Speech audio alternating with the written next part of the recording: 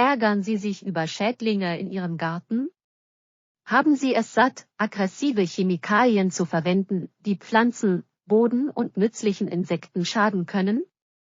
Heute entdecken wir die wirksamsten natürlichen Methoden zur Schädlingsbekämpfung und zeigen Ihnen, wie Sie selbstwirksame DY-Abwehrmittel herstellen können. Warum natürliche Abwehrmittel verwenden? Bleiben Sie bis zum Ende des Videos dran, denn wir verraten Ihnen das beste Rezept, das Ihre Pflanzen schützt und ungebetene Gäste für immer fernhält. Sicher für Menschen, Pflanzen und Haustiere. Sie belasten den Boden nicht und fördern ein gesundes Ökosystem. Sie sind wirksam gegen viele Arten von Schädlingen. Sie sind einfach und günstig zu Hause zuzubereiten.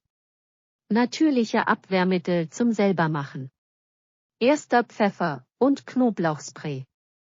Diese Kombination wirkt als natürliches Insektizid und vertreibt Blattläuse, Raupen und andere Schädlinge. Rezept: 1 scharfe rote Paprika oder ein Teelöffel Paprikapulver, 3 Knoblauchzehen, 1 Liter Wasser, 1 Teelöffel Flüssigseife für bessere Haftung. Vorbereitung: Paprika und Knoblauch mit etwas Wasser pürieren, abseihen und das restliche Wasser dazugeben. In eine Sprühflasche füllen und die Pflanzen, insbesondere die Blattunterseiten, besprühen. Tipp: Morgens oder abends anwenden, um Sonnenbrand auf Pflanzen zu vermeiden. Essig vertreibt Schnecken, Ameisen und Spinnen, während der Zitronenduft Mücken und andere Insekten abwehrt. Rezept: eine Tasse Essig, Saft einer Zitrone, 500 Milliliter Wasser. Vorbereitung: alle Zutaten mischen und rund um Pflanzen und Wege im Garten versprühen.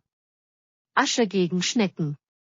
Holzasche und Kaffeesatz bilden eine Schutzschicht um Pflanzen und verhindern so, dass Schnecken sie fressen.